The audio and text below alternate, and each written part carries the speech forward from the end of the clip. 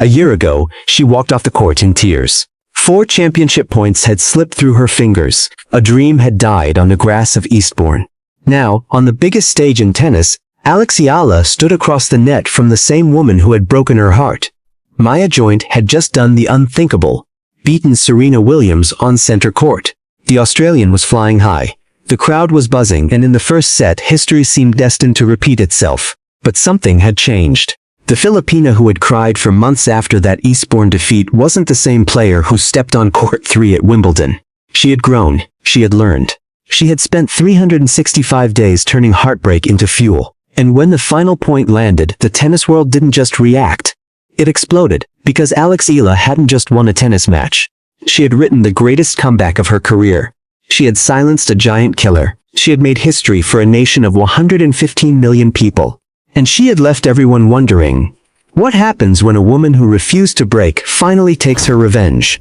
Is this the moment Eala announced herself as a genuine Grand Slam contender, or just the first chapter in a story that's only just beginning? Talisphera. She held 4 championship points. She was 1 swing away from her first WTA title. And then, in the blink of an eye, it all slipped away. July 2025.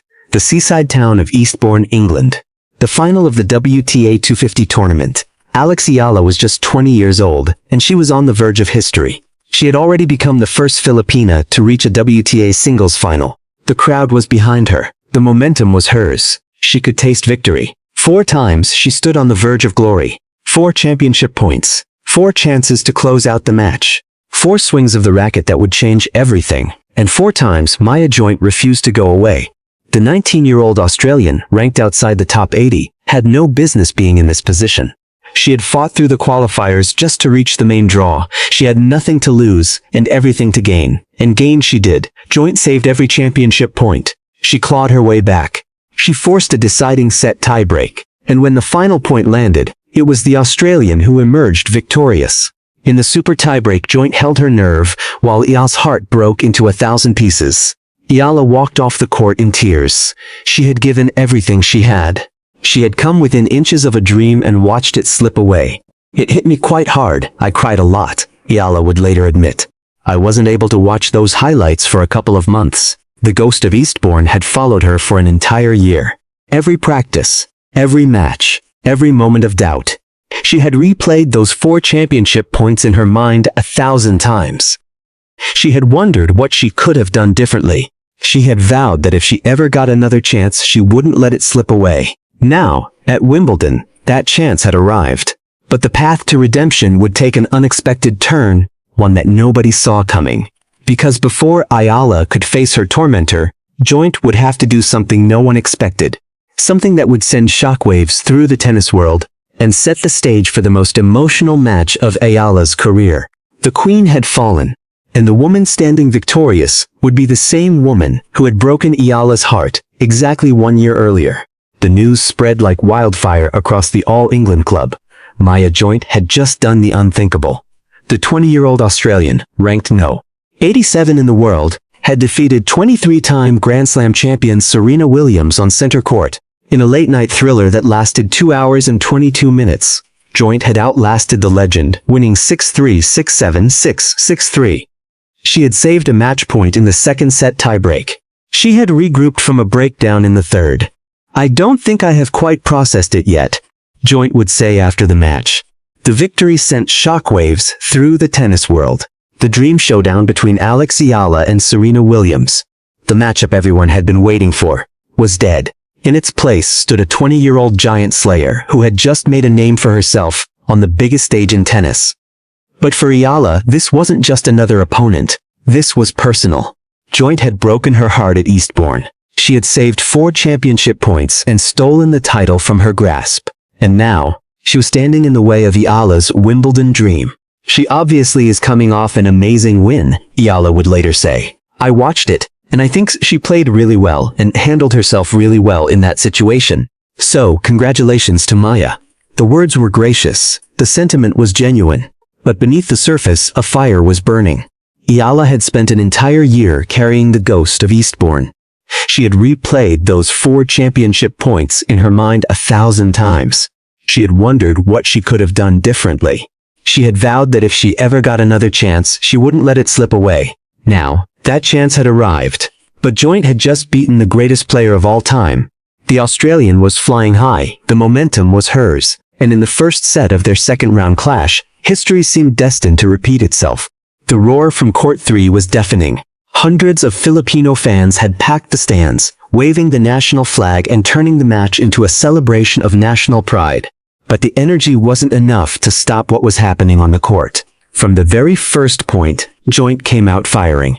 She broke Eala in the opening game, backing it up with a comfortable hold for a quick 2-0 advantage. The Australian's ball striking was crisp. Her winners were devastating. She dictated play from the baseline, finishing the first set with a commanding 13-4 edge in winners. Eala looked sluggish, uncharacteristically off her game. The pressure of the moment, the weight of history, the ghost of Eastbourne, it all seemed to be weighing on her. Both players held serve until the 9th game, when Joint broke Eala for a second time to secure the opening set. The final score, 6-3. The Australian had taken the first set in just 35 minutes.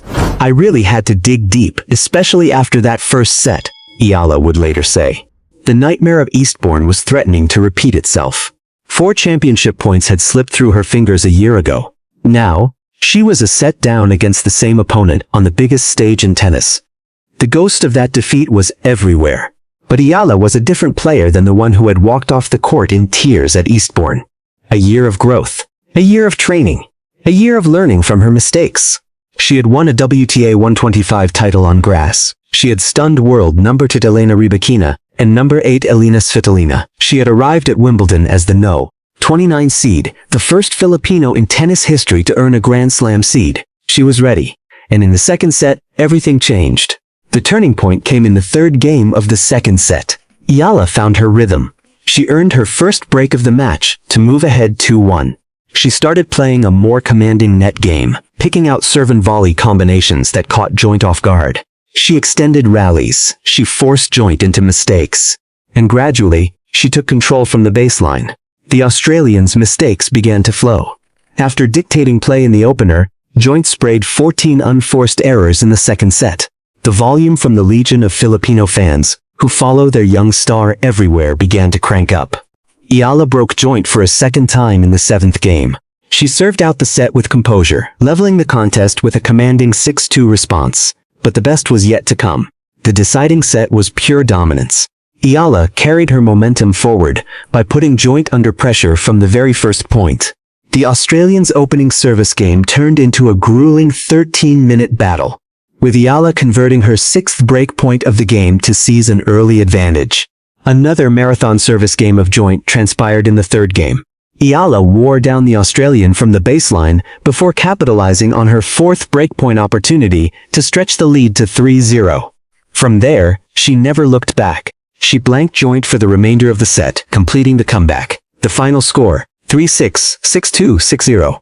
Eala had reeled off the final 9 games of the match. She had broken through 6 deuces in both the first and third games of the deciding set.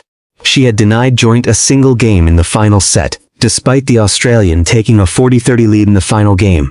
When the final point landed, the stadium erupted. Tears flowed. Hugs were shared. History had been made. Eala had become the first Filipino in the Open era to reach the 3rd round of a Grand Slam. The ghost of Eastbourne had finally been laid to rest. The celebrations were just beginning, but the significance of what had just happened was already sinking in. Eala had not just avenged her Eastbourne heartbreak. She had made history. She was the only player from the Philippines to advance this far in any Grand Slam tournament in the Open era. She had beaten a woman who had just defeated Serena Williams on center court, and she had done it all on the biggest stage in tennis. It's obviously an amazing thing for me to do that for my country, Eala said. I really appreciate that I'm able to share this with the nation. But I think first and foremost, it makes me super proud because of the work that I've put in. The support had been overwhelming. A sea of Filipino flags had filled the stands. The chants in Tagalog had echoed across Court 3.